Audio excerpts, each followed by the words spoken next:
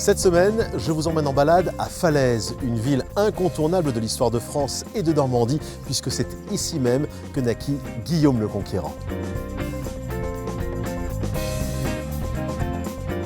Située à 260 km de Paris et 40 de Caen, la ville de Falaise se trouve dans le département du Calvados, en région Basse-Normandie. C'est donc ici, à Falaise, dans ce château fort, édifié par les premiers ducs de Normandie, à partir du Xe siècle, que Guillaume vit le jour. Il était le fruit des amours illégitimes de Robert II le Magnifique, duc de Normandie, et d'Arlette, fille d'un modeste tanneur de Falaise. Celui qui allait devenir le Conquérant était alors appelé Guillaume le Bâtard. J'imaginais un château austère et froid, je vais découvrir un château connecté. Vous êtes chez le roi d'Angleterre et vous êtes chez le duc de Normandie. Ah ouais.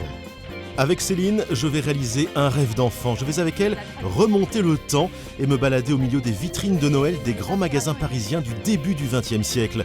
Des vitrines hautes en couleurs animées par plus de 300 automates d'époque. Je vous présenterai aussi Marc, qui est colombophile. Ce passionné nous ouvrira les portes de son univers où l'on élève et dresse des pigeons voyageurs comme des athlètes de haut niveau pour les faire participer à des compétitions. Le matin avant de partir au travail, une première volée et on les refait voler le soir. Si vous voulez, ce soir, on peut les faire voler. Ah bah s'il vous plaît, j'ai envie de voir ça parce que c'est quand même impressionnant.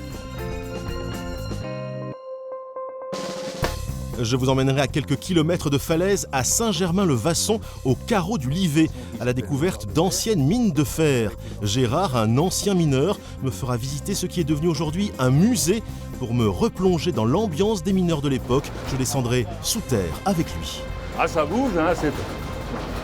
C'était déjà impressionnant quoi, avant même d'être en bas quoi. Je ferai un stop aussi à La Chapelle-Saint-Vigor. Ce lieu du XIIIe siècle tombé en ruine est devenu une véritable œuvre d'art grâce à un artiste japonais qui en tomba amoureux.